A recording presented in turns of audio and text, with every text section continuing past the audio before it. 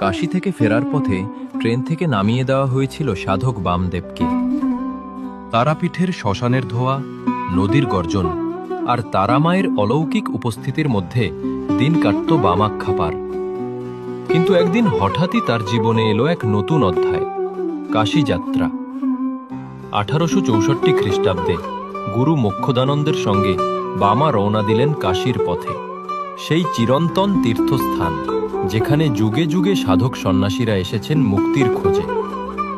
কাশীতে পৌঁছে বামার মনে হল এ যেন এক আলাদা দুনিয়া।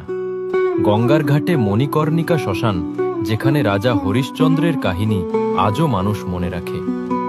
এখানেই সতীমায়ের কানের দুল পড়েছিল, তাই কাশী এক শক্তিপীঠ হিসেবেও পরিচিত।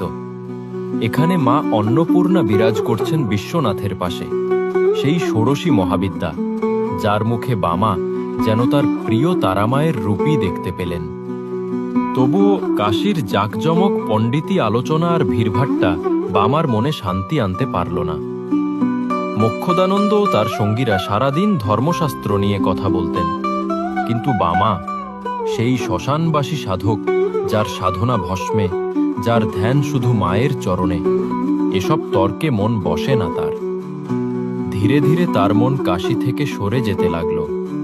বামার চোখে ভেসে উঠতে লাগল তারাপীঠের মহাশ্মশান, দ্বারকা নদীর শান্ত জল আর মায়ের আরতির আলো। কাশীতে থাকাকালীন বামা প্রতিদিন দশাশ্বমেধ ঘাটে স্নান করতেন আর সময় কাটাতেন উগ্রতারা মন্দিরে।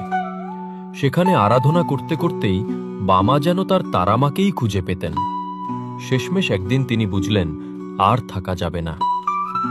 গুরু মোক্ষদানন্দ তখন হরিদ্বারে চলে গেছেন, কিন্তু বামা তার ফেরার অপেক্ষা না করেই ঠিক করলেন তিনি তারাপীঠে ফিরবেন। কাশী স্টেশনে গিয়ে তিনি হাওড়াগামী ট্রেনে উঠেছিলেন, কিন্তু টিকিট না থাকায় টিকিট চেকারের ধমক খেয়ে ট্রেন থেকে নেমে যেতে হয়েছিল। তারপর তার পথ চলা শুরু হয়, কখনো খালি পায়ে হেঁটে, আবার কখনো গরুর গাড়িতে, কখনো অচেনা মানুষের দয়ায়। প্রায় 2 মাস ধরে পথ চলতে চলতে অবশেষে পৌঁছে গেলেন তার প্রিয় তারাপীঠে, তারা মায়ের কাছে। যে শহর তাকে জ্ঞান দিল না, সেই শ্মশানই তাকে দিল শান্তি। যে কাশীতে সবাই মুক্তি খোঁজে, সেই কাশী থেকেই বামা ফিরে এলেন তার সত্যিকারের মুক্তির জায়গায়, মা তারার চরণে।